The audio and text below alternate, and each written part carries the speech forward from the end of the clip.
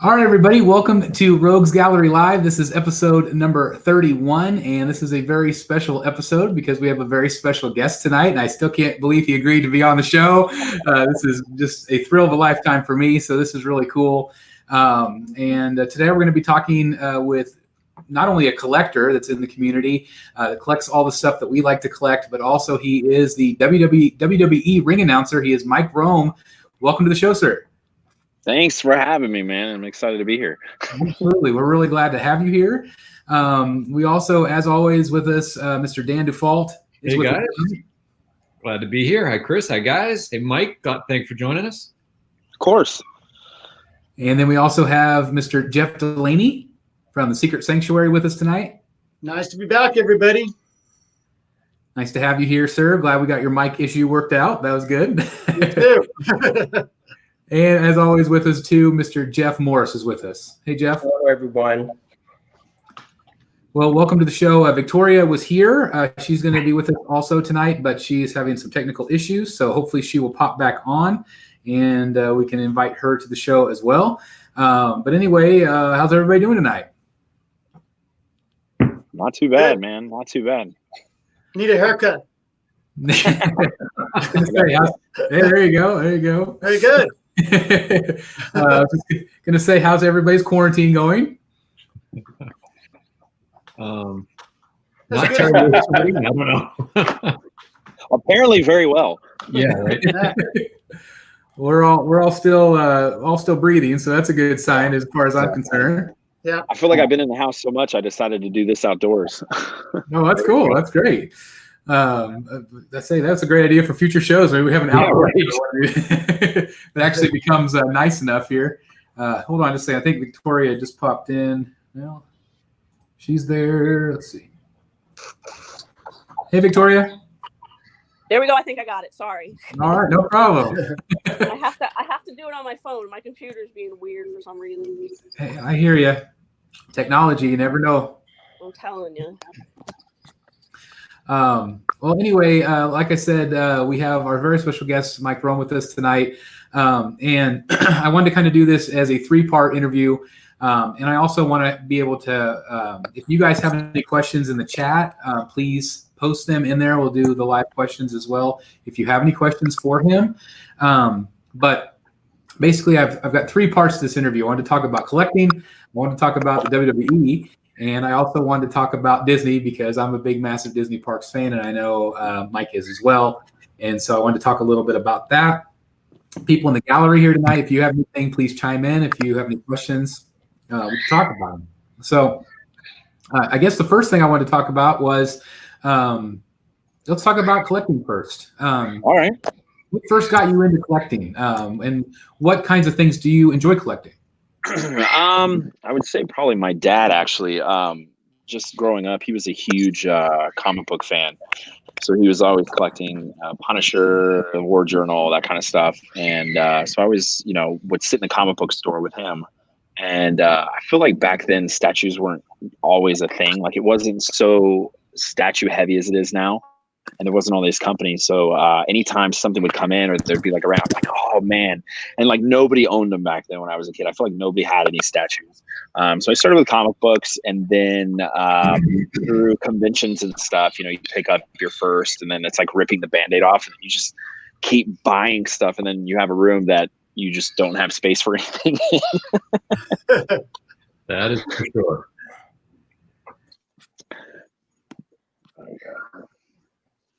Yeah, it's a never ending collection thing. But yeah, I started with comic books, and then kind of went down that rabbit hole. And now most of my comic book stuff is done from collect online, but I pretty much do all my collecting now is mostly just statues, sideshow stuff, hot toys, etc. That's cool. So do you have like a character that you prefer more than anybody else that you focus on? Like I'm a Batman statue collector, and you can see all of my statues behind me here. That's my primary focus. But do you have a focus with your collection?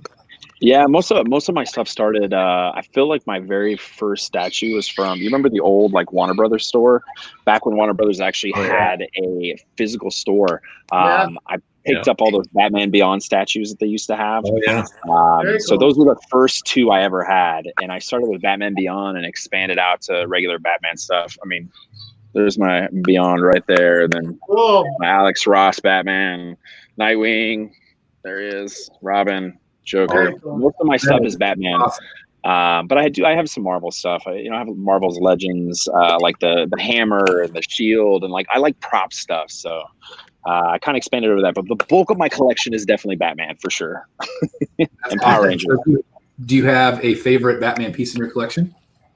It's got to be my first Batman Beyond statues. Just because you don't see those anymore, and they don't really make stuff the same way. They're so fragile though. Like I feel like everything now is PVC. So I don't really worry about it as much as, before. Now, like those old ones, I had a friend who he got one of those old Batman Beyonds, and then we were at a convention, and he got a Kingdom Come Superman that was made. It was a one of one, and I think he spent something like $10,000 on it, and it was sitting on a shelf, and I guess the stuff on the upper shelf was too heavy, and it collapsed and shattered the whole thing along with his Batman Beyond. I mean, it went into pieces. Like I went that very same day and moved all my stuff, so it was all separate, so I didn't have to worry about that, because I was like, dude, no amount of glue in the world is going to fix that one. That's right. Yeah. We always see those horror photos on Facebook, where somebody's glass display is shattered, and all those statues. Oh, it's like just the worst ever. Crazy. That would be my nightmare. So do you have any premium format from Sideshow? I do. I have a Darth Vader. I have an X-23. I actually have two X-23s.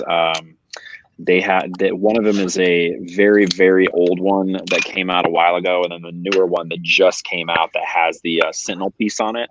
And then I have a couple of other ones. I have a Batman one. I have an Arkham one. I have a couple Power Ranger busts. I have a bunch of random stuff from Sideshow. That's awesome. That's very cool. So, speaking of Sideshow, I've seen you on like Sideshow Live a few times. I've seen you do some kind of like unboxing type things on the channel. How did you first get hooked up with Sideshow? I've been kind of working with them or dealing with them for the last 3 years on and off with different projects that we've done, giveaways and things like that. But how did you first get hooked up with them? Just through the convention scene and kind of going around and then meeting some people, sharing similar interests, kind of like this, and then just they asked, if I wanted to come and do some stuff, and of course you say yes, and just came out there and hung out, man. It's a cool place, and they're like my family now. They're my homies. That's awesome. So are you doing any future projects with them? I know it's been a while since you've done some of that stuff, but I didn't know if you were still going to do any more in the future. I don't know. I mean, the future, who knows, honestly. Like, things are the way they are right now. Like, there's no traveling. None of us are traveling anywhere, so it's kind of hard to get out to California. But if something pops up in the future, I mean, I would definitely do it. I thoroughly enjoy working with the people over there. That's awesome. Well, hopefully they've hooked you up with some things too. They have so many just amazing products. They have been very nice to me as far as helping me find pieces that maybe I didn't have in my collection before. But I've never asked, hands down, never asked for anything. But I've done a couple contests and stuff with them, so I don't know. They've got some great stuff over there, man. It's a really cool company.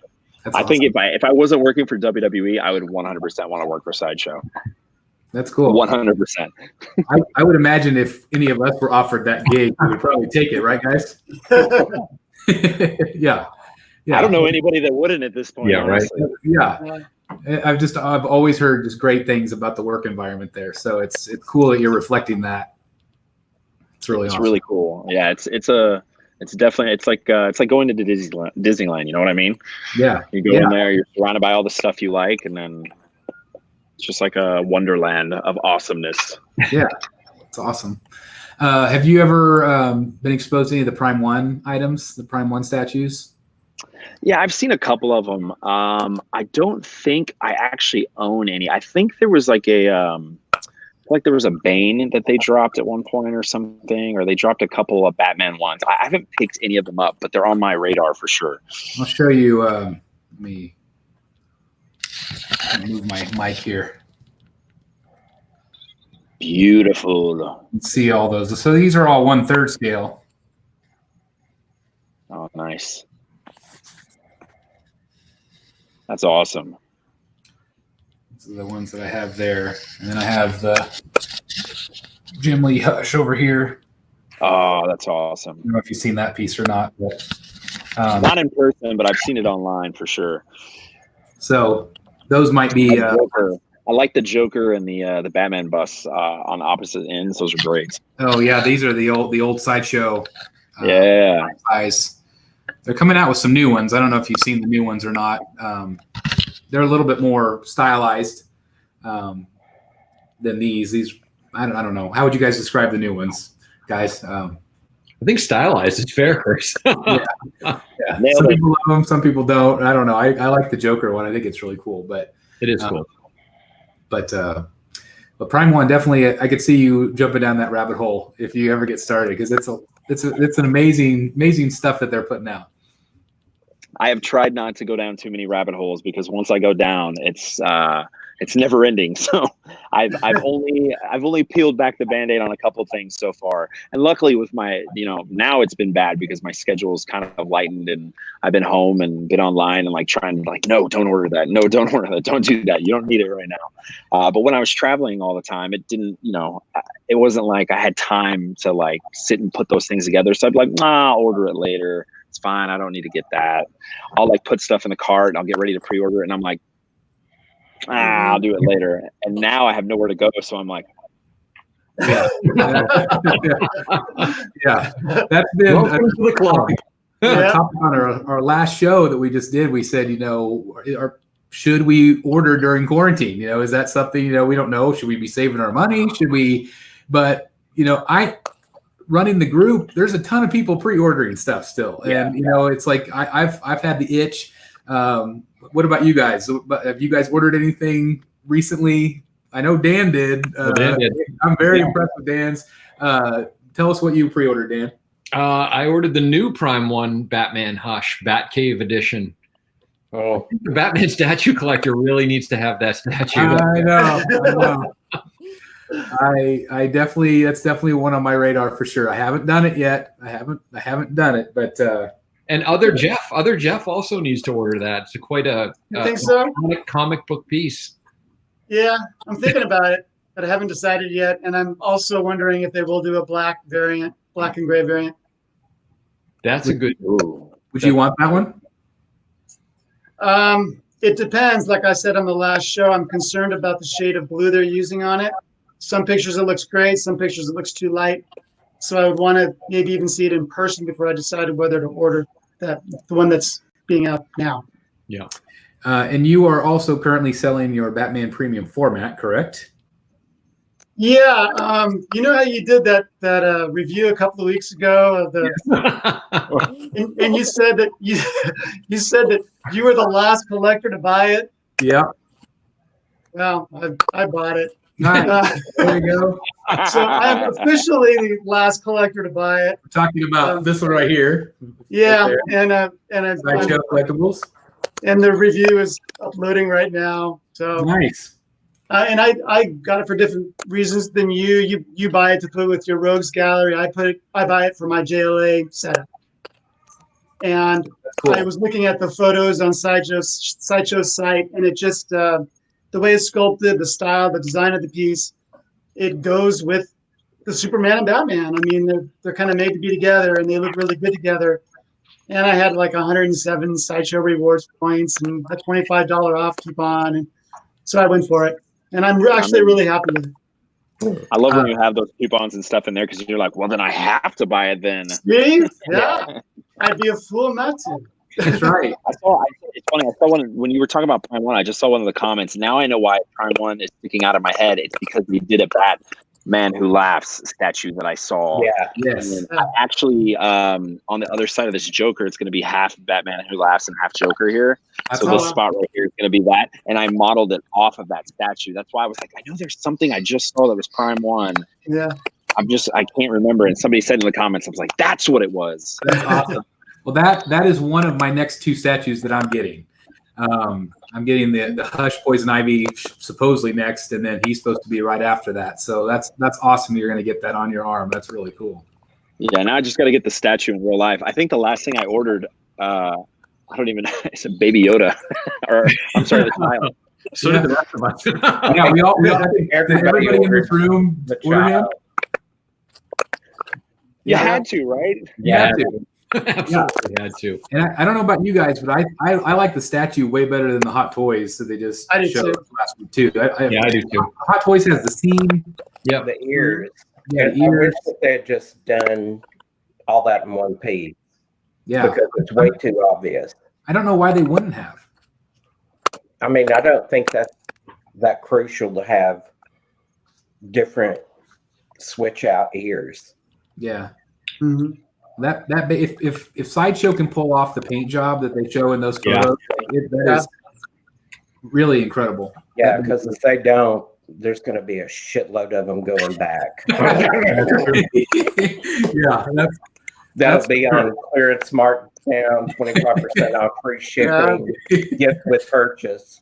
that's right. That's I right. feel like all the live photos we've seen, I mean, I've seen online, seem to be fairly good. So I'm actually excited. It's one piece of all the child stuff that's out that I'm actually looking forward to. Yeah, I think that's probably the best I've seen. just the way they captured the sculpt. The sculpt is really good. You're going to have a bunch of people walking around like this. I think I'm going to get a baby seat and drive it around in the passenger seat up in the window. That I want to see. Hey, Chris, a little bit of news on that Batman Who Laughs statue, that Prime 1 statue. At least I think it's news. So I actually saw a couple of people today posting video of Batman, of that piece, and but not the DX version, the piece with the separate Robin. I actually pinged Prime 1 yesterday. I haven't asked once about delivery, and I just thought, I'll just shoot them a quick note. Hey, what's going on? Any news? And they sent me back a quick note saying, sorry, no delivery date available. It looks like other people on the video post in the Facebook group, it looks like the DX piece is delayed, and the regular edition is what's shipping. Really? Could be wrong, but that's what it's looking like. Yeah. Well, the good thing is that I'm getting the regular version. So Oh, there you go. yeah, The so video that they that'll be better showed for today me. was really cool. I didn't. All those chains are, Oh yeah. there are so many, and Yeah. the way Yeah, that they're wrapped around, and then the little fasteners for. Yep. A lot of detail. Yep. Is that going to be a pain to put together? It looks like it. it does. Yeah, I would definitely find that video and hang on to it so Yeah. you can watch them, especially the last one that goes around the base and Yep. through the signage on the back, it weave through they look like little crowbars Yeah. in Yep. like a fan, but it was weaved through part of that and around, and I don't know. Well, I just I finished. say more chains. Bring on the chains. Poor It James. looks cool. Well, I just got through reading the Batman Who Laughs hardcover, and man, I'm more excited about that I statue know. now than ever because it is such a cool badass statue. Yep. And that might be your first foray into Prime 1 because if you have it on your arm, you might need to have it in person too. That's I true. know, right? There you go, Mike. I've been. It's literally that one. I'm trying to think. It's that one, and then I think it's Hot Toys that just released that Batman Beyond, or they have that Batman Beyond coming out. Yeah. Statue. That's those are the two that are on my radar right now. Yeah. That's really cool. Yeah. So let me- Doing a nice That one looks really art cool. pieces. Yeah. All of those Arkham Hot Toys, Yep. they've done a really good job. Yeah, we're gonna look at the Harley one here in just a bit. But that's awesome. So tell me, as a Batman Beyond fan, do you have the Diamond Select mini bust from the Batman the Animated Series? Is that the one? Is that the ones that came out for Comic-Con? Let me show you that. They're like this size. Is it the one that's got like a purple base to it? Because I Yeah. have 3 that look like that. So I have one where it's just Terry, one that's Bruce, and then one that's Terry with a mask on. Yeah, Okay. I have those 3. Okay. Yeah, I gotta admit, when I went down to Comic-Con, I think I was the only person that was buying them, and I was like, "You don't know what you're doing. I'm taking everything." I was just gonna say, if you didn't have it, I have an extra one. I was gonna send it to you because like that My one. man. Yeah, that's. I love this. I've got all of the animated ones, the animated series ones, and I love these. I think they're awesome. So The animated series is amazing, dude. Doesn't get any better than that. Yep. So Way ahead of its time. Did you pre-order the Batman Beyond premium format? Yes, yeah. So the minute it dropped, I was waiting because I knew it was going to come. I was following. It's one of the few things that I've followed that I was waiting to see like what they were actually going to come out with. But this is actually designed off of the Sideshow piece. Awesome. So crazy story. I was waiting for that to come. So it drops online. I pre-ordered it and I was talking to my tattoo artist and I was like, hey, I want to do this, whatever. And she's like, all right, well, find me a lifelike photo of the character that you want. And I was like, all right, I'll do it tomorrow. So I came in and she pulls out, she goes, oh, I found this photo. And I was like, that's kind of funny because I just ordered that. Put it on my arm. It is such a cool statue. Do you guys remember who it was sculpted by? Daniel Bell. Yeah, Daniel Bell. Yeah. Oh, it is. Yeah. That's so great. Yep. Can't wait. Just fantastic. Well, I'm really glad. It's one of the few that I'm really excited. I want to see it in person. Like it's one of those ones I'm like, man, I really want to see it in person. And I've got a section already to clear out. So once it ships, it's on like Donkey Kong. That's awesome. You know, just interesting tidbit on that one, guys. So my son is 21, and that's the Batman that he grew up with. That's the one that we watched together when he was a kid. So it's just interesting. Like when you talk Batman, that's his Batman, which is kind of a funny, just generational thing, you know? Yeah, sure. Yep. Anything? That show was actually really cool too, because like you think everybody that grew up with animated series before that, because I was a big animated series guy, and then when Batman Beyond came out, I was like, I don't know what this is. And then the minute you see old Bruce, and then you kind of see all the familiar music and minus the intro song, but all the same familiar fills as animated series is like, oh, I'm in. Let's go. Yeah, it was awesome. Such a great show. Really cool. Let me give a shout out real quick to some people in the chat that here to see the show. I want to give a shout out to everybody. Cool Collected is here. Nigel, hello. Ryan. Edwin Diaz is here as always. Dylan Hicks. Gabriel Ross. Chris, I saw Mac is in the chat, and Mac got that cool Bermejo book. Did you see that? Oh, I did, and that's from France. I'm so jealous. Right? You can only get it from France. That's so awesome. Bermejo Inside. I'm so jealous. Mac, I need that book. Hey, Mac, Victoria had to drop out because of her phone. I sent you a link on Facebook if you want to join us. Oh, good. We can give him a hard time right in person. Yes, we can. Jesse Hernandez is here. Wanda Quinn. Kaz Egan. What's up, Kaz? Matt. T. Mitchell here. Hashtag stay sanitized. Absolutely. Always. Even after all this is over, make sure you're still taking showers, folks. Yeah, because apparently before this, nobody was washing their hands. Right. That's what it sounds like. Archangel's here. Edwin. Right. Ro Moreno's with us. Let's see here. Sure, see if I'm missing anybody. Oh, I've got a shout out. It's Todd at Spec Fishing Shop's birthday today. So happy birthday, Todd. Nice. Birthday, Todd. Great. Happy birthday, Todd. You guys know Spec Fiction is awesome. Great company to order statues from. Todd will hook you up. I know he's hooked up many of you in the chat, and many of you in this gallery are here. So Indeed. Absolutely. absolutely. He is amazing, and happy birthday to him. Hello to be Who Alex. knew he was 75 years old? I had no idea. Critical mass. He's right there. Why aren't you in the panel? Hopefully he'll join us. Well, this is a good question. What was I talked off the ledge for the Prime 1 Batman Ninja and Joker? Not yet.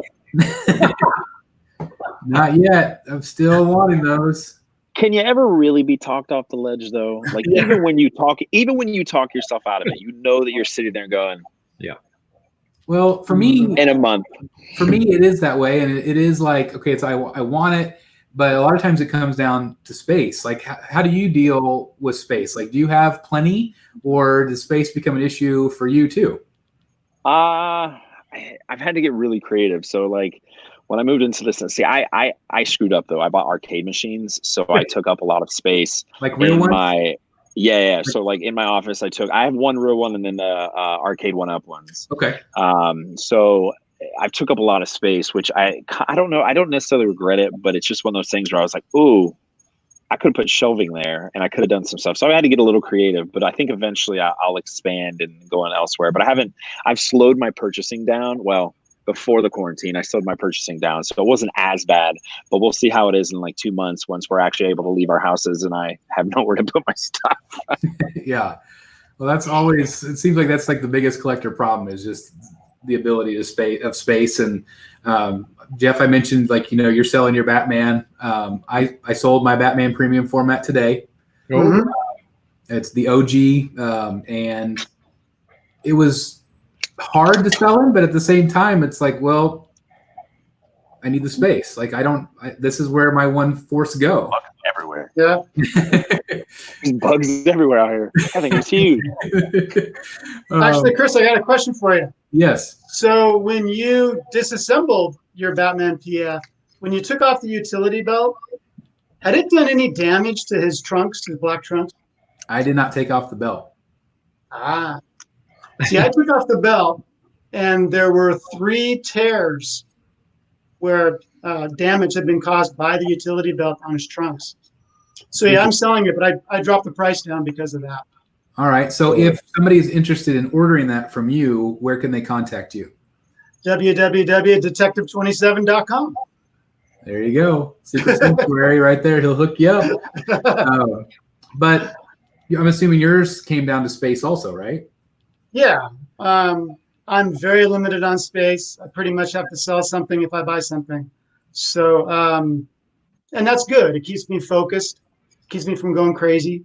And I'm very happy with the new one. So I think I'm happy with the decision.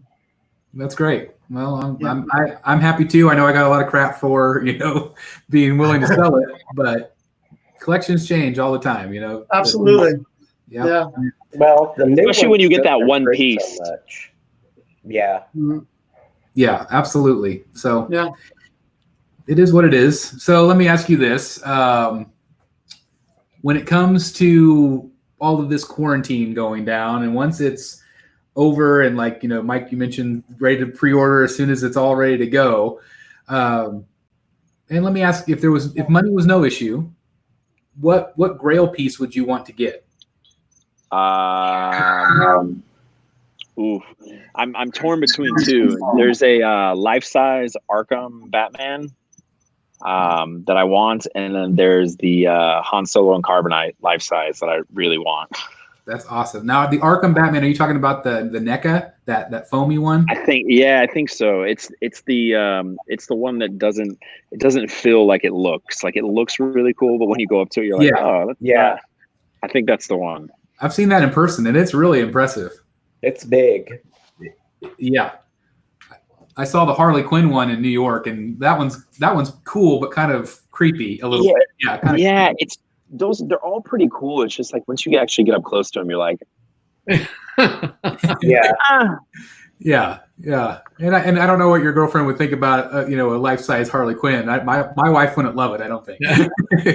I don't know. She's on a tear right now. She's actually I just ordered her the Secret Labs like Harley Quinn chair because of the whole Birds of Prey movie coming out and everything that's happened. She's like super into it. So That's awesome. I don't That's know. really cool. If I'm going to do it, now's the time to do it, I guess. I have to give you props. I've got a kick out of you guys and your masks. I think on Instagram that's just so great. It's hilarious. I love it. Yeah, she's gone through my office and found quite a few things. Luckily, she puts them right back where she found them. So, well, at least you guys are keeping yourself entertained while you're stuck at home, right? you got to, man. It's Yeah. it's especially because even for us, like we work well together. But she's so used to me traveling that I've never been home this much in my entire existence of us being together. So it's kind of us just, all right, this is new. Let's go. Yeah, absolutely. That's cool. How about the rest of you guys? What would the grail piece that you would want to obtain? I wouldn't mind having a Hulk transformation. But that's, with the shipping, it's about $2,000 and I don't have the space for it, but that'd be the best Hulk I've ever seen. The shipping plus the statue is $2,000. Yeah, the statue's probably $1,600 and the shipping's about $390, I think. So it's a lot of money. I could sell some stuff to do it, but there's a lot of depth to that statue. Not to mention width. So I'd have to sell 2 pieces just to make room for it. I don't want to do that. Yeah. How about you, Dan? I don't know. I mean, in terms of current pieces that are out there for PO that come to mind, I really like the Dark Knight's metal Batman versus Joker Dragon. Oh yeah, that's a cool. That's a cool piece. Cool piece of art. But it's big money and it's a big piece, and I just I can't prioritize that. And then just kind of money's no object at all. I think an Iron Man Mach 3 from Sideshow, the life size one. Oh yeah, see that would be my third on there. Yeah, it's sick. Yep. Mike, you've seen some of those in person, I would assume. Yeah. Life size. Yeah, honestly, after seeing those life size, like I would totally want a Hall of Armor. Like I would totally. But see, the thing is my hallway's not wide enough upstairs, and I think she would kill me if I ended up buying all those Hall of Armor pieces and line them up against there. Because at nighttime, she would get up to go get a snack. Scare the holy hell out of you, that's for sure. That's awesome. Yeah, that's awesome. Well, Jeff looks like he had a phone call, so we'll wait to ask him a little bit. But let's switch gears a little bit to wrestling. So tell me, how did you get involved with WWE? I'm trying to think the easiest way to get to the story. So Greg, the guy who is the SmackDown ring announcer, yep. Him and I used to work at Disney together, actually. And we used to work at American Idol, which was a show over there. It was basically like a smaller version of it. And people competed. Yeah, people competed to get a dream ticket, and the dream ticket would give them front of the line access to any American Idol audition in the world. So they didn't have to wait in line. They didn't have to do any of that stuff. So all they had to do was come there, sign up, win their show, and then win the finale show, and then they were in. So we were there for a long time. And then when that shut down, I ended up moving over to Indiana Jones, and he decided that he was like, you know what, I'm kind of done with Disney right now. I'm going to move on. And at the time, WWE was looking for hosts. So instead of like broadcast journalists, because most of what we do is live shows, like house shows, WWE live events that don't have TV cameras there. And that's what we do 3 of those a week, and then only 1 day of TV per brand. So people don't realize how many live shows we do as opposed to TV. So we were looking for that. So whatever. So he came in, they brought him in, and they were like, we love this host thing. You're great. They put him in NXT. And then when they decided they were going to move him up to the main roster, they were like, hey, we need to find somebody that's just like you. And he's like, I got this, the guy. So he called me. And I was like, yeah, I mean, I'll come audition. And then like a year later, I think it was a long process. Like a year later, I just got this phone call like before WrestleMania in Dallas. And they were like, hey, do you want this? And I was like, yes. And they're like, cool, let's go. I was like, yes. Nice. That is so awesome. So were you a fan growing up? Yeah, I watched all the way through most of the Attitude Era. I think my drop off, like I missed all of the CM Punk stuff. So I was in college, like I was doing a bunch of other things at that time. You know what I mean? And I think that, I think after the Attitude Era, once, that stuff was happening, the diehard fans stayed in through all that. And you had a lot of drop off of people who just came in or like, oh, well, it's kind of changing. I don't want to, whatever. And that happens every so often. But yeah, I didn't make the drop off, so I kind of dropped off there, and I was doing a lot of stuff with Nickelodeon and touring around. So I was never home to watch any of that stuff. So I had to go back through once I got hired to like retroactively watch all the stuff that I missed. Thank God it wasn't that much, but I'm caught up now. That's cool. So do they kind of want you to do that? Like go back and make sure you know your stuff, or do they care? I think it's kind of on each person. You know what I mean? Obviously, like I don't want to be one of those people who works for something that has a fan base that goes back that far. That's just kind of like, oh, it's my job. I'm here, whatever. Like I want to actually know about it. I want to know, like, I want somebody, if they ask me something, that I can be like, boom, that's what's up, you know, instead of being like, yeah, that's great. I remember that. Like, I don't want to be that guy. So I took the time to kind of learn and know it. Because, you know, when you know the history and you know the roots of things, you have more respect for it anyway. And I mean, I learned something new every week there. So that's pretty crazy. That's awesome. We were talking before the show that I've been a fan since, I think, gosh, 86. And my dad always watched wrestling before that, and I hated it. They're like, oh, why are you watching that? But then I remember a friend of mine brought a WWF magazine for WrestleMania 3, and that was what kind of got me started. And we were talking about, like, I've been to 4 WrestleManias. I've been to 17, 19, 30, and 32 in Dallas. And so do you have a favorite Mania that you've been a part of, or a favorite Mania that you've watched? Let's go part of. I feel like, I mean, every Mania is it's so hard to say. So like, technically I was hired through Dallas, but I didn't get to go. So I was watching that one through TV. WrestleMania in Orlando, which is the one after Dallas, was cool because that was my very first WrestleMania I got to go be a part of. Even though I was sick the entire time, I actually did TakeOver the night before, and I got super sick. Like I got a cold, and I lost my voice after TakeOver, and I was running a fever. So during WrestleMania, and it's in Orlando and it's outside, it was like 100 degrees outside. What's up, Cass? Do it, dude. I was basically in a tent, man. I was in a tent and in the entire time with a fever, and I couldn't function. Like I remember Undertaker's match, and I was just delusional. So that one's kind of a blur to me. And then New Orleans was great, and that was like my last official takeover for WrestleMania. And I got to do a lot. You know, I interviewed Kurt Angle and Ronda Rousey and all this stuff. And I got to be a part of all the backstage stuff. But New York was my first time ring announcing a WrestleMania. So I got like the opening shot, and there's something different from being backstage and doing interviews than being in the middle of the ring. And you got, you know, 87,000 people around you, and you know there's even more at home, and you're just kind of sitting there and you're just like, crap. This is insane. Yeah. I could only imagine. I can't believe you did that sick too, by the way. That's just crazy.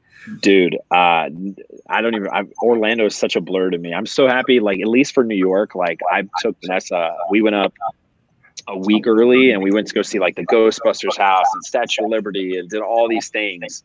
So that part was cool. And then actually having the experience, there's just such a buzz about WrestleMania, you know? And I think that's a lot of people, you know, are upset that it was the way it was. And, you know, all of us wanted to be in Tampa. Like we all wanted to be part of a big WrestleMania event because it's great for us too. It's the end of our year. We travel 5 days a week and we want to have that big WrestleMania blowout. And, you know, unfortunately that wasn't able to happen, but we're just as, you know, disappointed. But what we got to be a part of and what we got to put out there and what we got to do was such a cool thing that'll probably never happen again. That it's just one of those things, like when we were done, we were all just sitting around like, man. And we're all family too. Like that's the thing, is like we're all on the road together all this time. So getting to be around your family and doing all this stuff wasn't just work. We were putting something out there for, you know, we know you can't leave the house. We know people can't do that. So it was nice to actually give people an escape for a little while, you know? Yeah. Well, let me tell the people, because this is a collecting channel, so not everybody might not know about wrestling. But WrestleMania, typically, like all the shows I've been to, I mean, there's 60, 70, 80 plus thousand people usually at these big shows. But because of everything going on, they decided to go ahead and do it, but they did it in an empty arena. And so that was very unique. And that was just this last weekend. But I know it was, you know, filmed a couple of weeks prior. But what was that experience like for you, doing it so differently and performing in front of an empty arena? I mean, it's got to be. It had to be weirder for everybody else. For me, it didn't. It wasn't weird until like I went into ring announce championship introductions, because you normally do the whole like the following contest scheduled for one fall is for the Raw Women's Championship, and then there's a reaction. So it's like the Raw Women's Championship. Introducing first, and it's that snap back to reality where you're like, oh. Yeah. Okay, cool. You just got to keep your timing and your pace and like know everything that's happening. And it doesn't, like I said, we were surrounded by family basically. So it didn't really change too much for us. Obviously we want to have an audience in there. Like there's an energy, there's a vibe, but it's not as weird as you would think it is, I guess. So with your ring announcing style, have you patterned yourself off of like, my favorite ring announcer was always Howard Finkel. I always liked, Howard and the way he presented ring announcing. Have you patterned yourself after anyone, or have you kind of just developed your own style over the years? I feel like I'm still trying to figure my style out. Like I'm still trying to figure out where I fit in. And I think that's the whole process of that. I mean, you had everybody before me, like Chimmel and Finkel and Justin Roberts and Lillian and all those. So, you kind of take pieces from every single person. And then you kind of like change it. But I feel like this will be my second year doing Raw, I think, as a ring announcer. So I'm just trying to still figure out where I want to fit in, like where I want to be. So I don't know, like we could probably talk a year from now and I'll be like, oh God, it was awful. I'm better now. And I figure, you find something new every single time, and then you learn to take your liberties on certain things. So I'll be curious to see what 6 months from now looks like. Absolutely. It might be very different. Hopefully you're not still doing empty arena shows. I'm hoping. Oh man, fingers crossed. Yeah, that's right. Well, hopefully, I always like you think of like the rated R superstar, those little phrases like that. You're going to find one of those one of these times. I guarantee it. Eventually. Dude, I'm telling you, that's one of the things that killed me, is because like you have those iconic announcements like that, and like with Edge coming back, I can't take somebody else's announcement. So like Chimmel's announcement is it's super iconic, that's superstar, but I can't take it because that's his. So I have to do my own version. So I know a lot of people were upset. They're like, oh, he didn't do the announcement the way it's supposed to be, and I'm like, well, I can't. It's not my announcement to do. Like it's somebody else's. So absolutely, it's just So you being a fan for a while, like, do you still geek out whenever you see The Undertaker or Ric Flair or somebody that you work with, or is it just become they're, like you said, they're family, but do you ever like, I've probably met well over 150 different wrestlers over the years. And it's always an exciting thing for me because they're somebody that I've watched my entire life. But do you ever feel that way whenever you're around those guys that you watched on TV growing up? Yeah, I feel like, guys like Undertaker, they just have, I don't know, they just have like an aura to them. Like, you're around them and you're like, whenever I am near him, I always feel like I'm a child again. Like, 'cause I vividly remember when he debuted. So like, I'm like, you hear that bong, that music, it like elicits a response. So it's so interesting. Like that, Stone Cold, The Rock, like any of those guys you're around, they're just larger than life because of their presence before. And you attach such sentiment to it from being a kid. So when you run into, you're like, ho. That's yeah, really Taker's cool. definitely one of those guys that does that to me. Well, I could see that. I just think it's cool that you get to be surrounded by so many cool people. I mean, obviously, I'm sure there's sometimes where the image of their mystique might be changed when you meet somebody for real. But that's really cool that you get to do that. That's really awesome. I agree. Do you have a favorite memory so far being a part of the WWE? Yeah, I mean, there's tons, man. I mean, getting to announce Undertaker. I mean, hey, even with this whole quarantine thing, because they ended up doing the Boneyard match, I was supposed to announce Undertaker at WrestleMania. So that would have been like a childhood thing for me, but I wasn't able to do that because they changed it. But what we got out of that was awesome. So I would have to say that would have been my top if I got to do that. But for me, getting to in Orlando, I got to bring out Hulk and then do the Mean Gene tribute. which was really cool for me because Mean Gene was one of those guys that I watched as a kid, and like kind of him and Mark Summers were the two that I modeled everything after. So getting to meet him and getting to interact with him, and dude, he was so sharp and funny. Getting to do his tribute was probably one of my favorite moments in Orlando in front of like my home crowd. So it was kind of cool. That's awesome. Well, Hogan is the only big superstar that I have not met. He is on my list. Like, I've met Flair multiple times. I've met Triple H. I've even met Stephanie, which is amazing. I met her at WrestleMania 17. Some of the ones that are harder to meet, but Hogan has always been on my list. I would love to meet Hogan because he was always awesome. He's a good dude. And when his music hits, you're just like, you can't not sing it, you know? Yeah, that's exactly right. That's exactly right. People in the chat too, if you have any questions, please feel free to type them in. Let's move on to unless do you guys have any questions about WWE or anything else before we move on? I think so. Okay. No, it was great to hear and all. It's really fascinating, Mike, hearing your background and everything. I mean, that's such a cool, almost like it seems like a dream come true for you. It's I'm really happy for you. That's awesome. Thank you. Yeah, it's been a cool experience. It's only been a few years, so yeah, you can go from Nickelodeon to Disney to WWE, and who knows what's next. I was going to say, is this something that you want to do for the rest of your career? Or are there other things that you have interest in?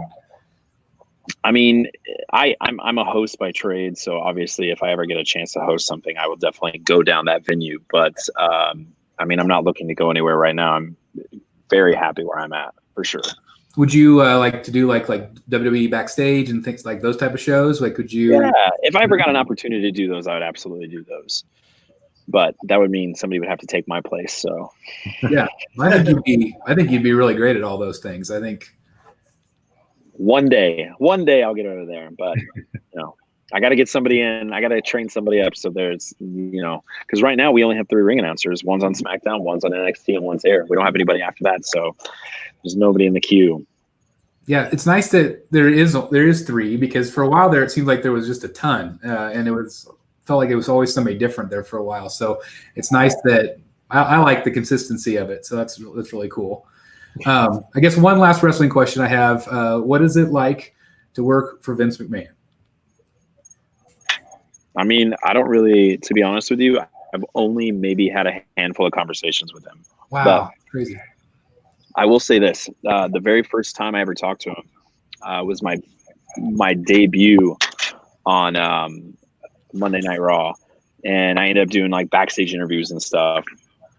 And I remember walking back to my locker room where I was at to get all my stuff, and I came out the door, and he turned the corner. And I had been working for the company probably for about a year at that point, and I had never actually seen him. And when he came down the hallway, I just heard like "No chance!" Like his music played, and it went slow motion in my head. It was just, I had seen him so many times that. And then he just came down and he told me good job, and then he kept walking. Oh, he said good job, and then he's like, "We just got to find a way to make you shorter," because I'm 6'2" in person, so. I'm very tall compared to everybody else. But he was like, "We just got to find a way to make you shorter." I'm like, "I'll work on chopping my legs." He's like, "Don't joke about it. I'll do it." I was like, I just walks off, and I just hear "No chance," and then just doing his little walk. That's so cool. It obviously didn't happen like that, but in my head, that's how it played out. But it's funny though, because typically announcers have been smaller to make the wrestlers look bigger. So that's an interesting story. Not me. I'm tall.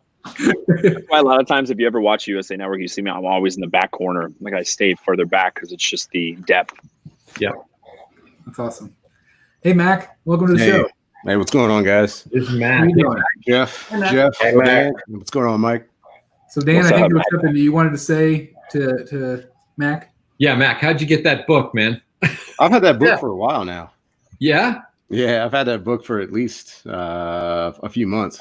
You got to clue us in. I went to that website and I couldn't figure out how to find it. Yeah, I went to that website back and I had turned everything to English translation. Yeah, and I was able to get it. I think it was back right around Christmas time. So, okay. But as you can see, if you watch the video, that book came pretty badly damaged. Yeah, that's what I remembered. Yep. Yeah, so they actually sent me a new one. So, which is actually pretty good.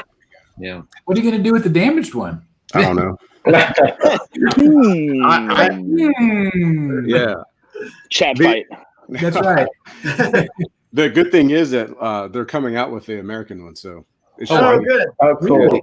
yeah, Do you know when? they just announced it the other day, so it should be. I think they said sometime before the end of the year, as long as everything goes according to plan. Yeah. Great. So, Mike, what we're talking about is, are you familiar with Liber Mejo, I am not. the artist? Okay, so he. Let me grab one real quick. I like how he's references to everything. Like, hold on, I have it right here. I wish I could just. Just grab stuff. So this is Liber Mejo. Yep. Okay. You've got that kind of Very gothic. realistic style art. Nice. I like it. And I think he lives in France. I had a chance. He actually came on the show, and I had a chance to interview him. But he is a phenomenal artist, and he came out with this book of his work. Is that how you would describe it, Mac? Just kind of a collection? Yeah, so it's like a collection of all of the works that he's had in the past and some of the new stuff. So unfortunately, I can't read it, but I can look at the pictures. So Hey, sometimes that's all you got to do. Yeah, I plan on getting the other one too. Trying to, I guess, to compare them, see if they're any different. But it's a cool book. Mac, is it mostly DC stuff that's covered, or other publishers? Mainly, it's pretty much DC stuff. I haven't looked at it. I looked at it the one time when I videoed it, and then I was so pissed off that I kind of just put it down because it was in really, really bad shape. Like, they sent it with absolutely no protecting besides the cellophane covering the book, and it came from France. So you can imagine it coming from France and being in this huge box. And it was actually just completely like damaged. You'll have to watch the video. It's pretty bad. That's pretty bad. But I mean, it is a cool book, and I recommend that everybody go, if they're a fan of his artwork, definitely picking it up. It'll go great with that statue. Yeah. Oh, yeah. Absolutely, it will. So I know you're getting that, Chris. Yeah. Yeah. Yeah, it's gonna happen. It's gonna happen. So are you converting Mike into 1/3? Is that what I'm hearing? I'm trying to get it at Prime One Studio. I'm telling you, once you go 1/3, yeah. Look at all those. Yeah, there they are, right there. Mac, I've seen that Joker before. Here, there you go. There you go. Here. show him the Batman nice. Beyond. Yeah, show him the Batman. Oh, I see it. It's right behind the shelf. We're gonna wet his whistle. There it is, right there. Oh, I know. I've seen that one before. That's so I missed that one, and that was the. They released like a white version of that one. That's like solid white. And a gold one. So I missed that one.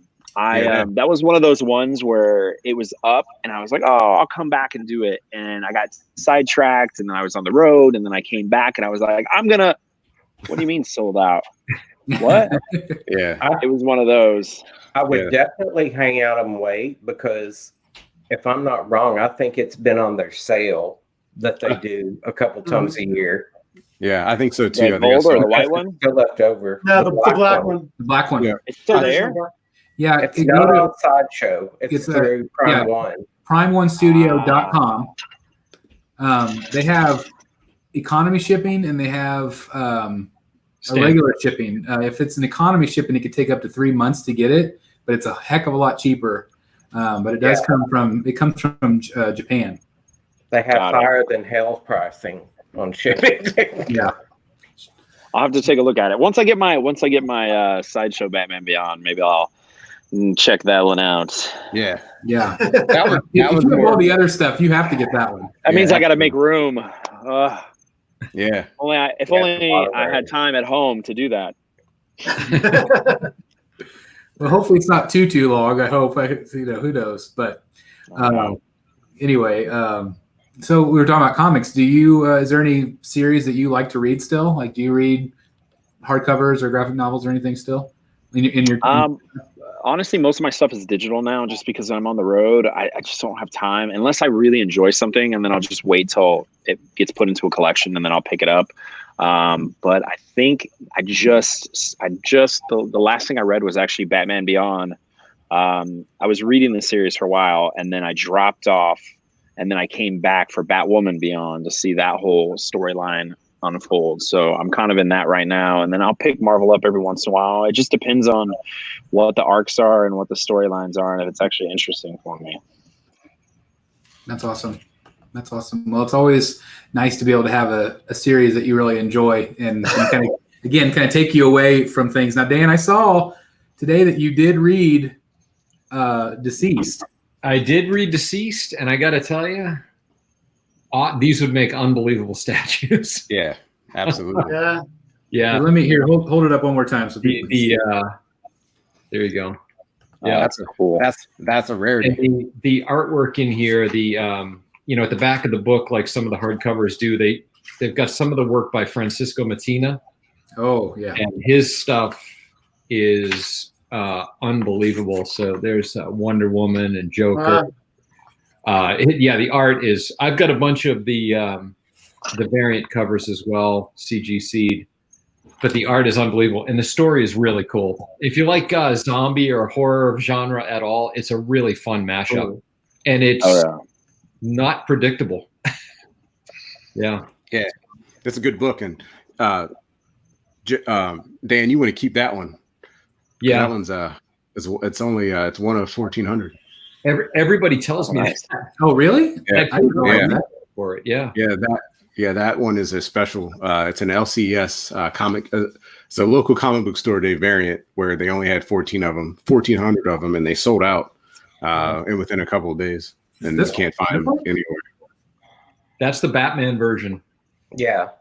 Yeah. Which. Yeah. So like the Joker one's limited then.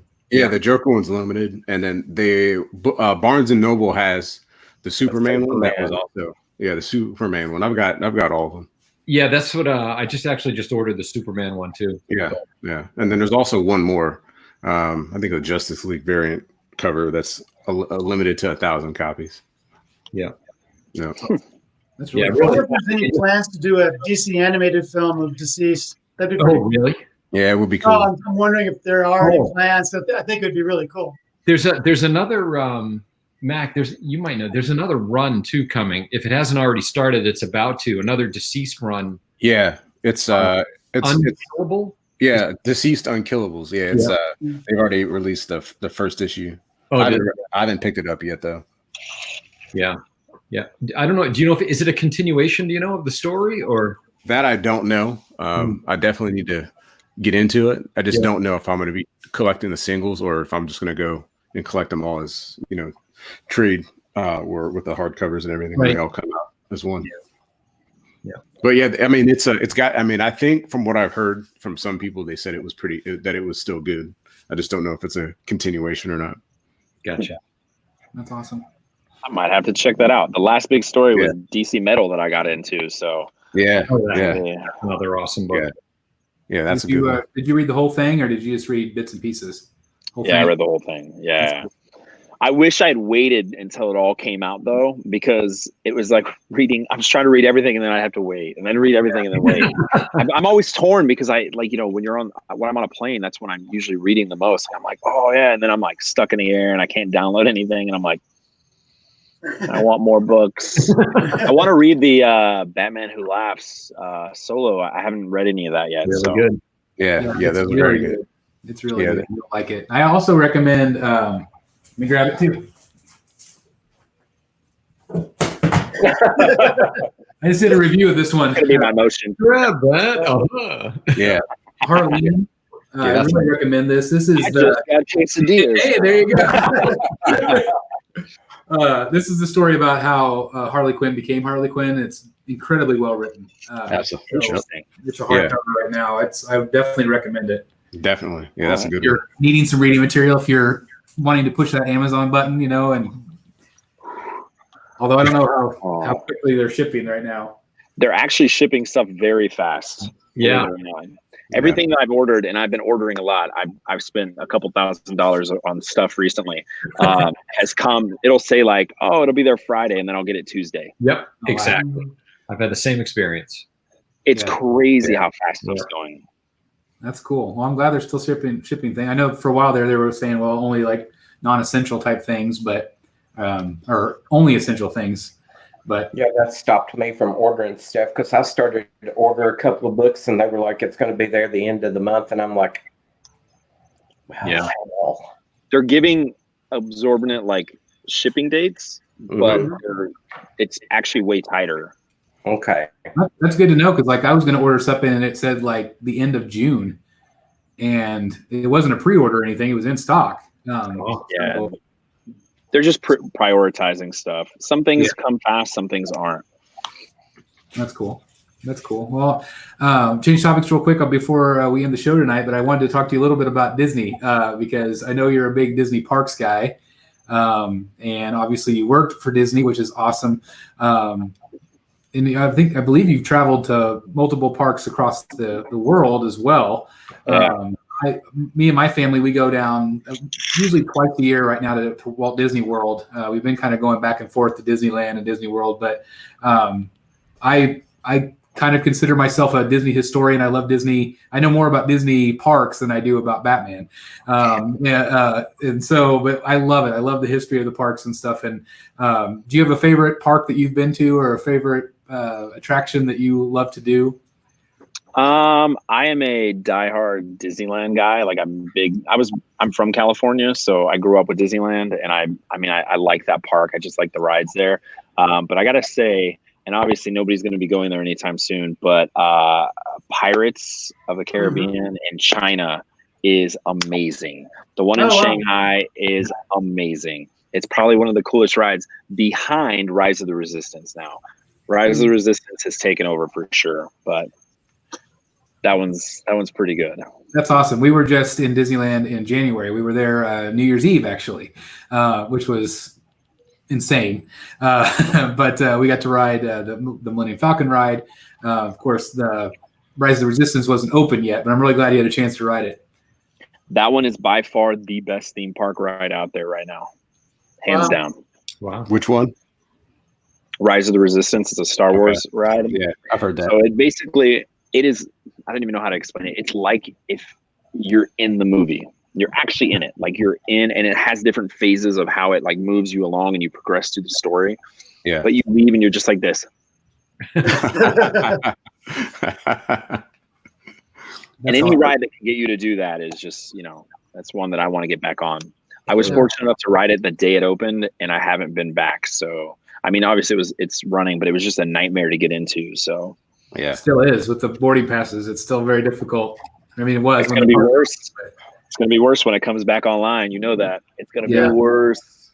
Yeah, they're talking about. I don't know if you saw it, but Bob Iger, who was the CEO, he mentioned that they might start doing temperature checks when they do open back up and limited capacity.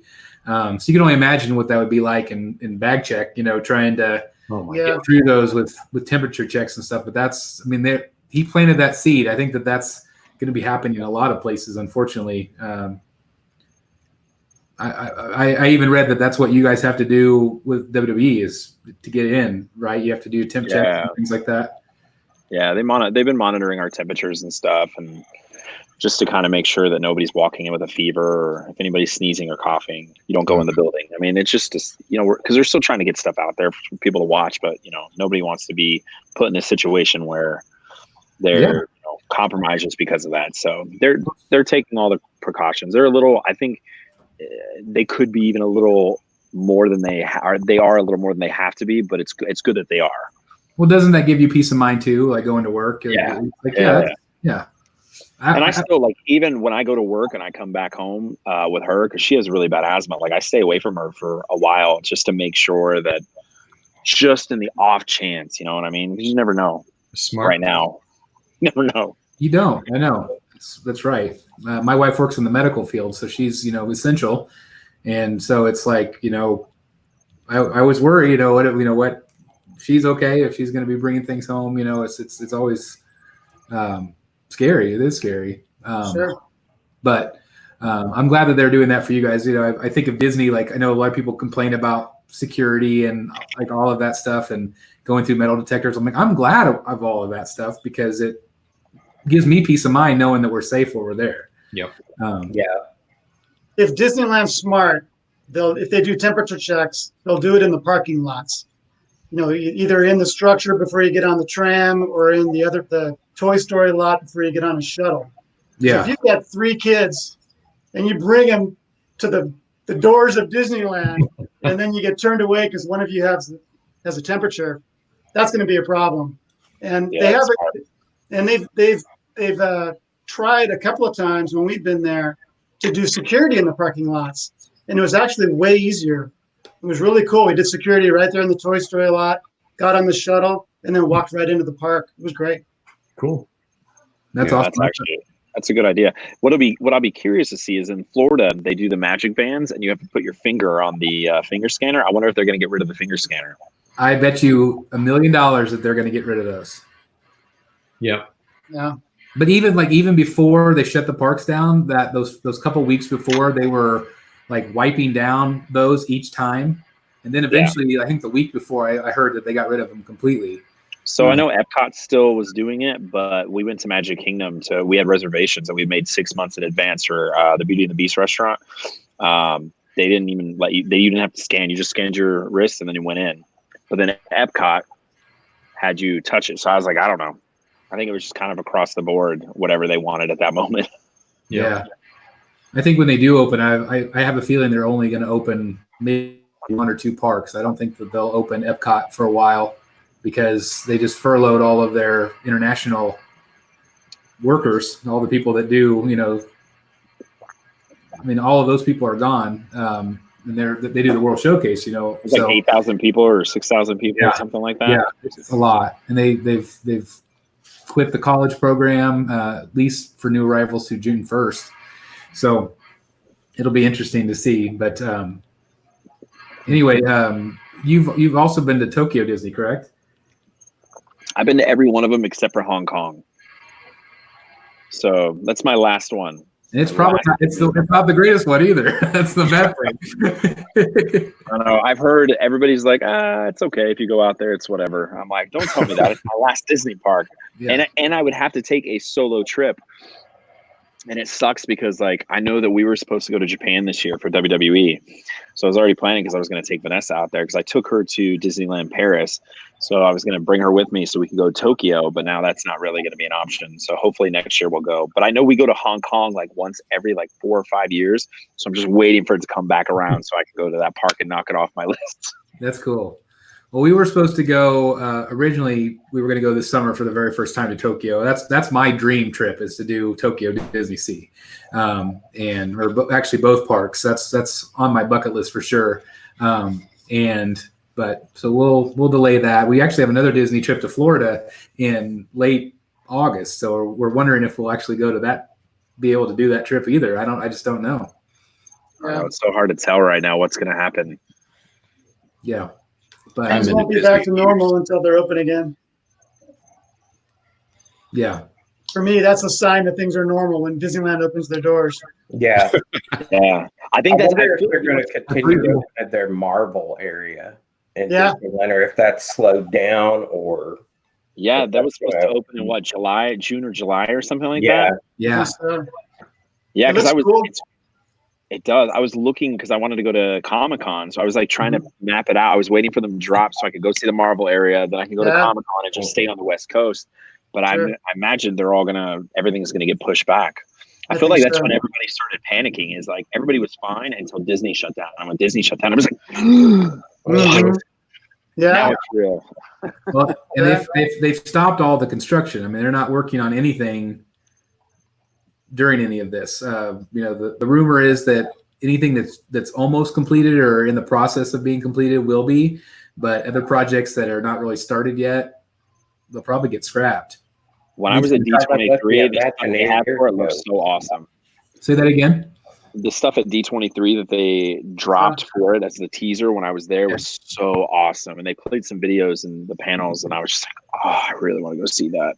Yeah, I'm really excited about the Epcot stuff. I think, just that whole spine that they're redoing, and I love Epcot. So I think it's going to be awesome. At least I hope. But Tron and all those other rides, have you ridden Tron?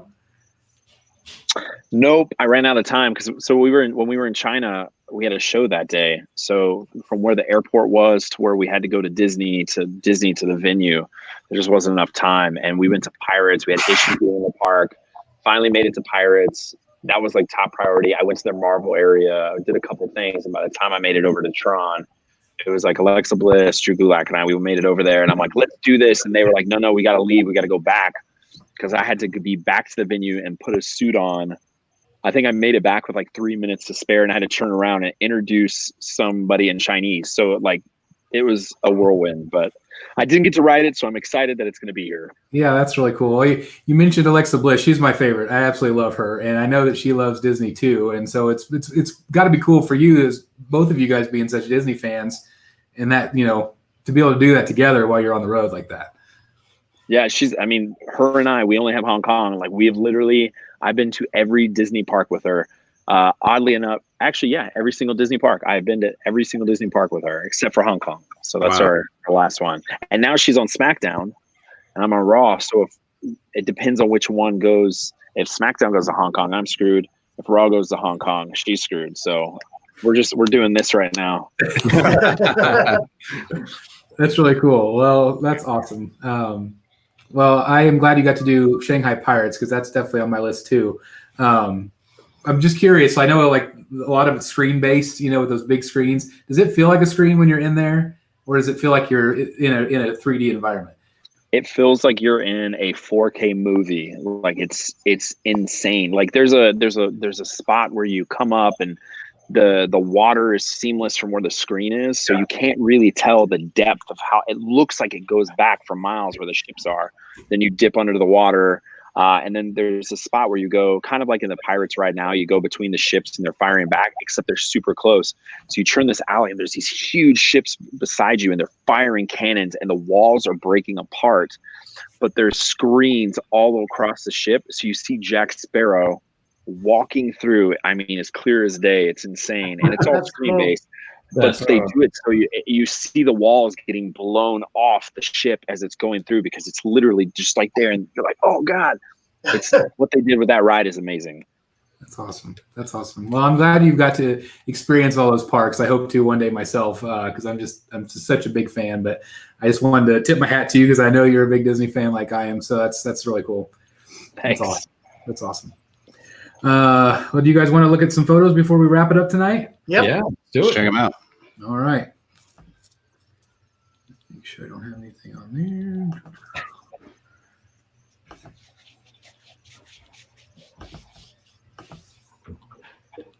there. All right. So we'll start with this bad boy right here. Did you guys see him this week? Yeah. Oh, Yeah, that's insane. yeah, that's just crazy. Yeah. So this is Infinity Studios. If you don't know, they've done the Wonder Woman and the Superman and the Batman from Justice League. But I feel like this one blows them all out of the water. That's crazy. And again, they call this a bust. Do you guys agree that this is a bust? No. That's like No. a torso. Yeah. That ain't no damn bust. I mean, think how big this thing is going to be. Just That's imagine. more than half of them. Yeah, it's more than half of them. Just imagine having that walking into the your house, and somebody has no idea that is there. It'd scare the crap out of you. Oh yeah, it'd be hilarious. Or they try to steal it. Yeah. Good luck. Yeah. The lady. How much It looks so realistic. I want to buy him a Guinness. So what's the over under on the sticker price on this one, guys? That's what I'm wondering. I'm gonna say 5,000. It's got to be, right? Yeah, I'm gonna say. Yeah, with that much It's detail. so much more than the other ones. Yeah. Yeah. Yeah, that's- They're. How much is the Superman? He's over 3, right? Yeah, I think so. Yeah. He's like 32, I think.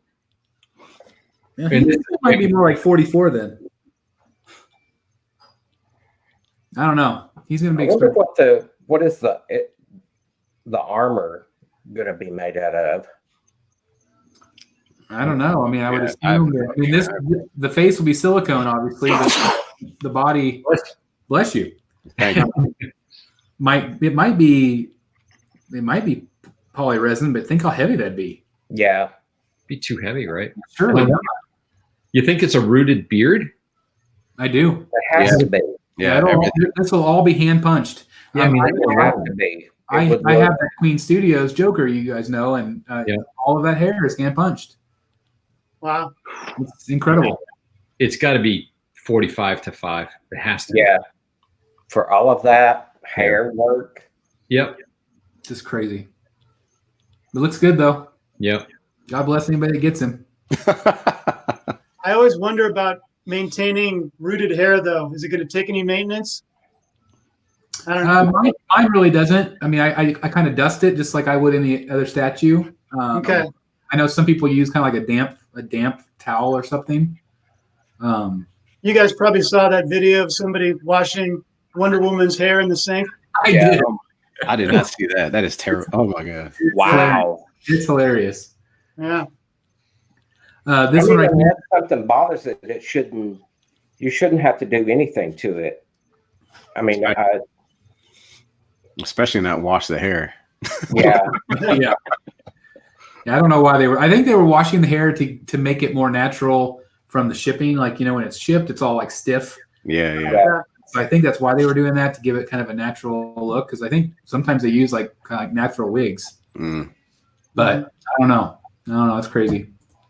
This is another one we saw more preview pictures of. This is the life-size Ben Affleck Batman. This one is from Queen Studios. It looks really good. It does look really good. We've been getting more and more teasers of this guy. And just, the stubble on the chin. It just looks really good. It does. That's crazy. And the price should be more reasonable. I mean, there's no rooted hair. Right. And it's actually a bust. The only silicone part would be this chin. Yeah. So I would imagine he will be one of the more affordable. I mean, he won't be like the Black Panther or one of those. I think he'll be more than that. But Right. I mean, I don't think he'd be as much as Thanos was. No. How much was Thanos? 2,500. I think so. I think 23. So you think maybe 1,800 or something for this? No. Yeah, I'd say it's more than that. More? It's just the that is a bust, right? Yeah. Nice. Well, the Captain Marvel has like the same amount of actual skin, and it's under 1,000. Oh, really? Oh, wow. It's like 899 or 9 something. Yeah, but this is Batman. They're going to charge. Yeah. They pay a lot less for the license on the Captain Marvel piece. Probably. Mike, is this something you'd ever get, like a life-size bust like this? I want that costume, honestly. Yeah, that's awesome. That'd be cool.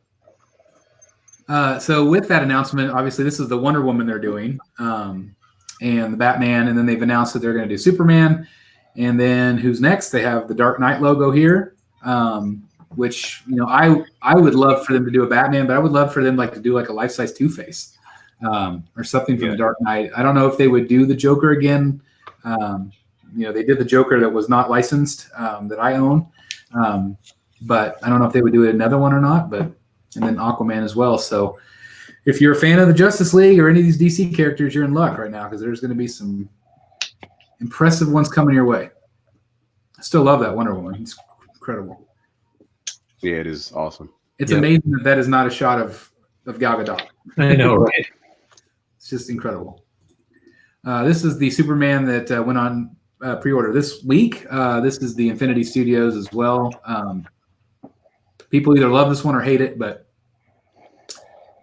I like it. I just have to really be in the bus to and having actor like statues. So not really my thing, but I mean it's cool. It'd be cool to see them all together for sure. Yeah, it would be. I wish they had just done the whole costume. Yeah, a lot of people Other have than said that. that. Yep, a lot of people have said that. This is Harley Quinn from Hot Toys. Mike, you mentioned that you collect some Hot Toys. Are these any interest of yours? I'm not. I gotta be honest. I'm not a huge Harley. I mean, I like the original Harley and I like Arkham. I don't know, man. There's always like a limit for me. I feel like they just keep doing all these different versions, but they're all the same. Yep. Just kind of my opinion, but yeah, absolutely. How about you, Jeff? I don't know. Um, You're more of probably not. a character. I doubt it because I have the one from Suicide Squad, so the one that looks like Margot Robbie. So I think I'm good on Harley Quinn's. Same. Yep. Now, if they do some of the other villains, Yeah. like the Deathstroke looks really good with the movie characters. The ones that are more rare, those characters you don't see made as Yeah. often. All I right. feel like everybody marked out over it when Suicide Squad came out, and then they're like, "Oh, we got to capitalize on this." And then there was this influx of Harley statues, and then after that, obviously Birds of Prey. It kind of was like whatever. I enjoyed the movie, but I think it didn't really do as what they wanted it to. But they just, it's overkill with the statues. It's like, dude, give me a Batman, give me a Joker, give me a Two-Face, even give me a Penguin. Give me any of his rogues gallery. I'm good. Yeah. Thank you. Amen. Harley's just overkill, man. These have sold really well for them because most of them have sold out a lot quicker than some of the other hot toys. So I bet they'll continue it. Well, if they're making money, you're darn right they are. Yeah.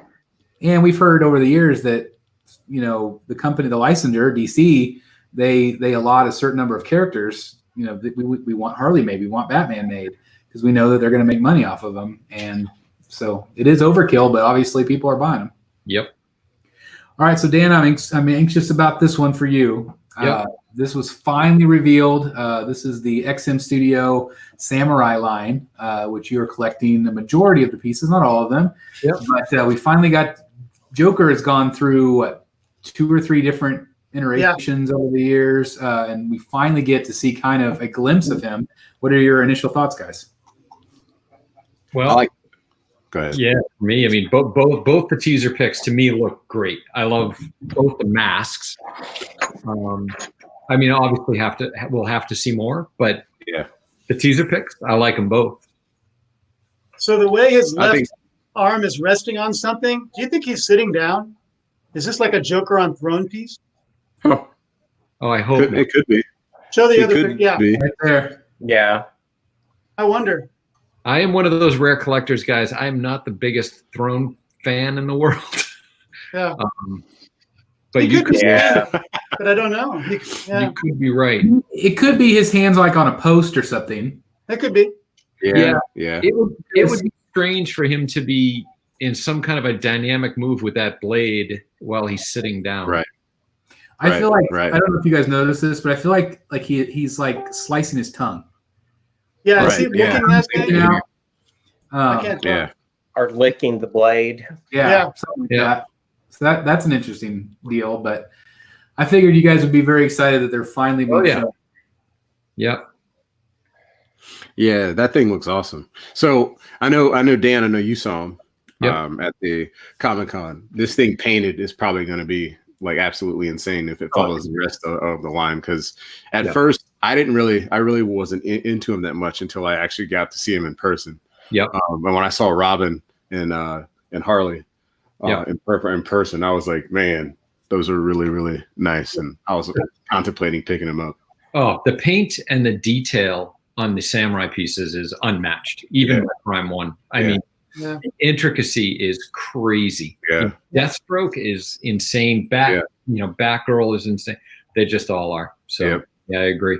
And that's where I'm at with the ninja pieces. I really like the art on Batman and the Joker, especially the Joker. But I also feel like they're not going to do other pieces other than that. So I figured it would be 2 standalone pieces. Right. So I just don't know what I'm going to do there yet. But they're not cheap either. For Right. I think it's like $1,200 for the Joker. Yep. So and it's 1/4 scale. So that's insane to me. Chris, is the Batman still available? Yes, it is. Yeah. Yep, I could still get it on Sideshow right now. Oh wow.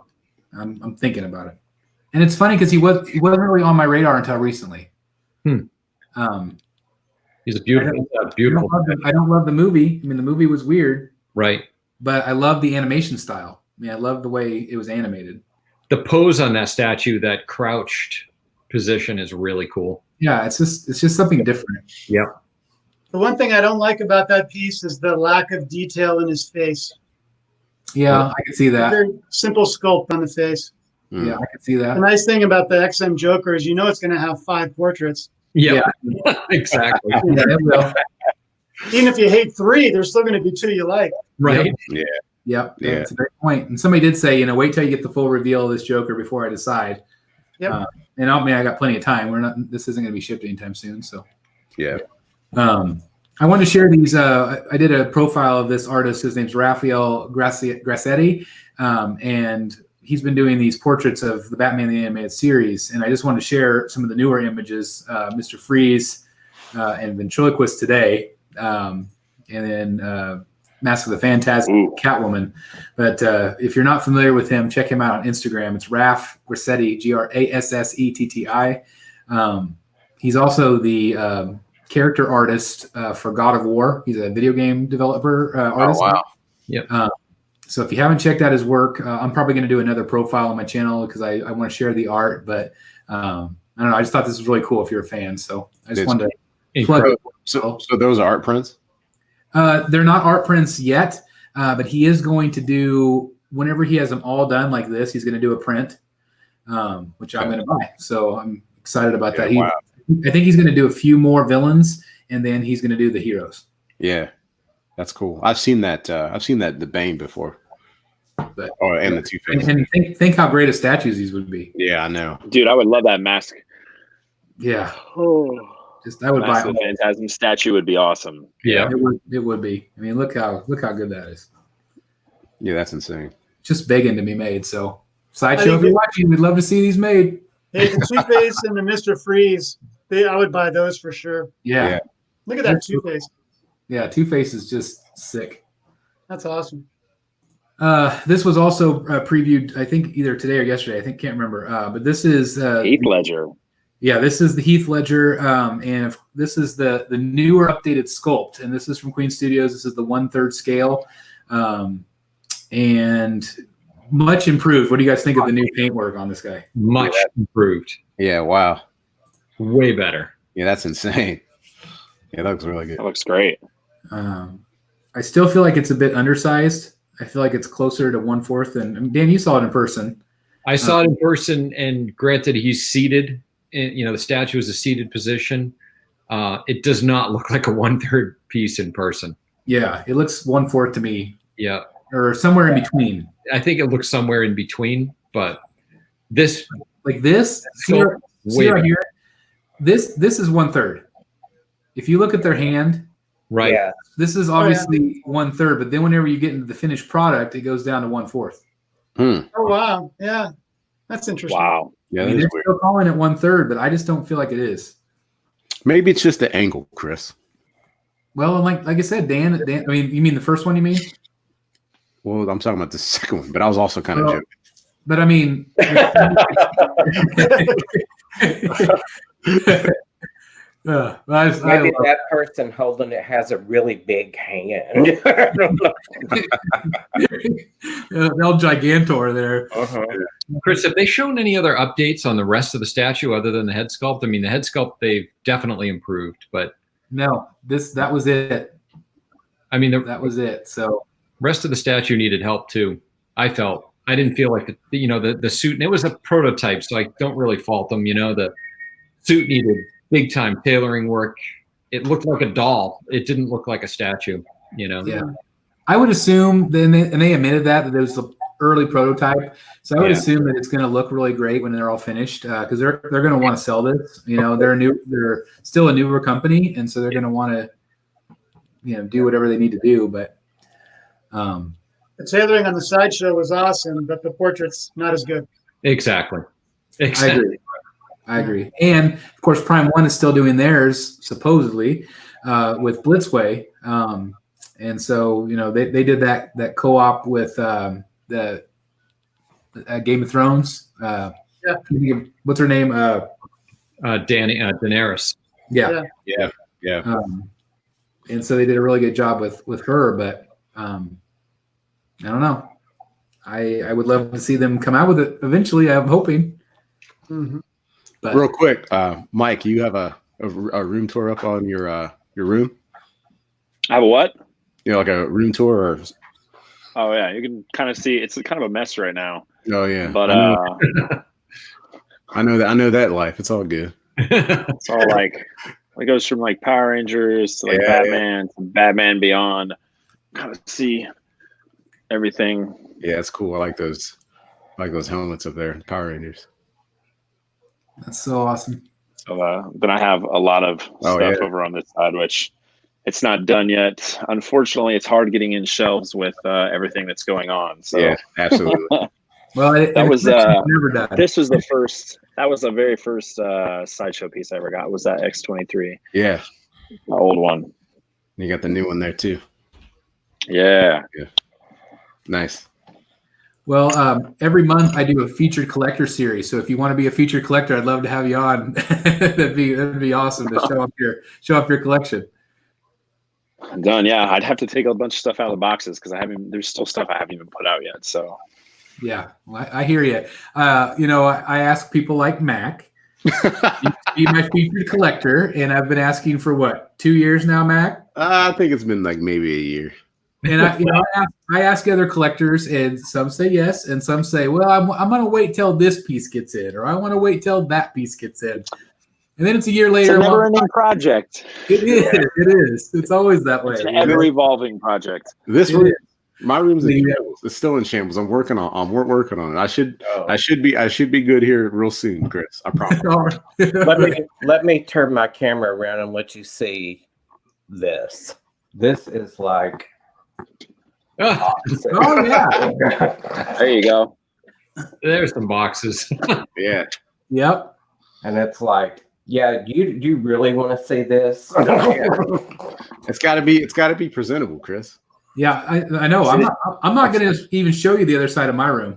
Yeah. That's why See, all mine's in the closet back there, like behind the Action Comics thing. All my boxes that have that stuff still in them, or I put them behind closed doors so you can't see them.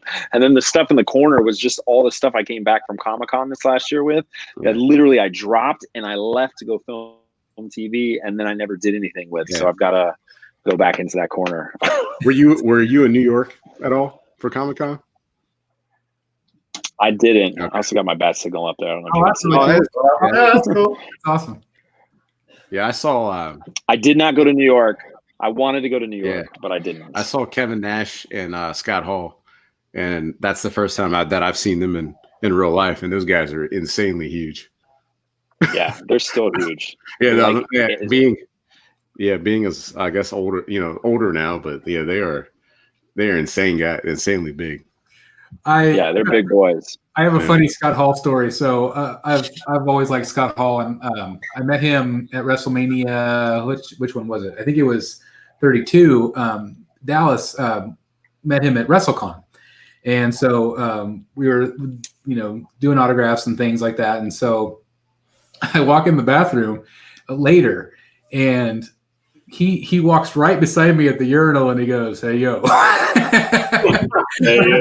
Hey yo. That was just the weirdest thing in my life, but I thought that was pretty funny. That is pretty funny. I had the same experience with Mr. T at Comic-Con. Oh yeah? Oh wow. Yeah. He's a little guy. Oh my gosh. So this was before you came in, Mike, but I was at WrestleMania 30. Have you ever seen the Mr. T speech at the Hall of Fame? From WrestleMania? Oh yeah. Yeah. So I was there that night, and I have never laughed harder in my life. Like it was oh man, the crowd was brutal. But what a speech. That was the mom speech. Yeah, Hall of Fame is notorious for having those. Hall of Fame, I'm sure. I'm hoping we move it to SummerSlam, because we got some good inductees this year. But man, sitting through Hall of Fame is an interesting thing. Just when people they even try to do prompters before so that people kind of stay on track, and then you just watch people just go completely sideways and just talk, and you're just like, oh, here we go. Well, that was the year that the Warrior headlined, and so everybody in the crowd was like, well, we don't know what he's going to say because he had been gone for so long, and passing away 2 days later. Like it was just insane. But that was one heck of a night. I'll never forget it. Yeah. That was one. Warrior was one guy because I work with Dana, but Warrior was one guy. Taker and Warrior were the two that if I were to go in to like meet, and it sucks that, you know, obviously I didn't get to meet Warrior, but he was definitely on my list of guys from growing up. Yeah. He always I was like, really, I mean, he was obviously out there a little bit, but he always seemed like he was really great with the fans, like just always really kind and kind of taught you a lesson as you went, I guess. Yeah. Every time. Yep, that's right.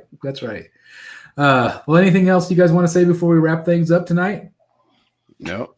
All right.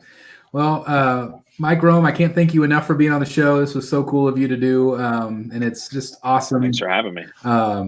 That you are a collector like us, and appreciate all of the geekdom that we are involved in, and keep up the great work in the WWE. Like I said, I'm a big fan. I've always been, and I appreciate you taking the time to spend an evening with us. So thank you very much. Yeah, thanks for having me out. Thanks for everything, man. It's been fun. Absolutely. Again, follow him on Instagram at Mike Rome WWE. If you're watching and want to follow him, please do that. Also, make sure that you follow Secret Sanctuary on YouTube, Jeff Delaney's channel, and also Mac Collections as well. He's got that new video, or you did a new video, right, with the updated comic, right? The updated comic? I mean, I didn't. It was an Instagram post. Okay. I did a video on it a while ago, but I haven't. The last thing I did was the Hawkman. I'm working on some other stuff right now. Sorry about Hawkman, by the way. Yeah, and that was. Are you getting a replacement? Anything? No, there's no replacement, so it's going back. Oh. Sorry. Yeah. Did you sign up to be notified if it comes back in from Iron Studios site? So the funny thing is that Iron Studios actually watched the video and they actually reached out to me, but they really didn't have any kind of resolution. They basically told me that, you know, that they were sorry that it happened, and then if I would, you know, be willing to, next purchase I did would go on their site and they would give me like a discount or something. But, you know, that was really awesome of them to do that. Yeah, I know. So, but I don't know. We'll see what happens. But now there's no replacements, and I don't feel comfortable even trying to. A lot of people are saying to try to fix it, but for what I paid for that thing, and then to have something happen to it later on down the road, you know, that's weight bearing right there. Yeah, the whole statue, like the bottom part of it, like the shoes are basically the solid, and then everything else is like hollow, so it just snapped at like the weak point. So I'd hate to, you know, try to fix it, and then something happened down on the road. So, but it really is it could be a phenomenal piece. There's just a bunch of problems engineering wise, so I'd be very weary to anybody that's getting that. If you're gonna you know, have it somewhere, I would be definitely trying to not move it around as much as possible and just be extra careful, because it's pretty weak. Well, I'm just sorry that it happened. Yeah. Thanks. The first War Machine that I got was the leg that he's standing on was broke like that. Yeah. And it was all of that was solid, and then the rest of him was hollow with a huge metal post up through the body. Yeah. And that was one. They were like, well, do you think it might be possible to glue it back? And I'm like, no. I'm not paying any amount of money unless it's like cheap to get a statue out of a box that's broken and then have to spend time gluing it. Yeah, not when you paid that much. It defeats the purpose. Yeah, that thing's absolutely like insane for me to do that. So if you ever wanted to sell it, you couldn't. You know, it's. Yep. Yeah, it's just not worth it. So I'd be afraid to remove it. Yeah, I hate to do it because I really wanted it, but you know, I got to think about the long-term longevity of it, and I don't think it's something that is going to last forever. Well, maybe you'll be able to find one down the road. Yeah, they'd have to completely recall them and do something else to them. It's that bad. I mean, I've seen where the wings connect in, where it snaps and it breaks, so the wings don't stay in. So it's that's bad. I don't know. Yeah, I think they were almost too big. Well, it's not that they're too big. It's just that, because I mean, the wings are made out of, I think, resin, so Yeah. they're pretty hollow throughout most of it.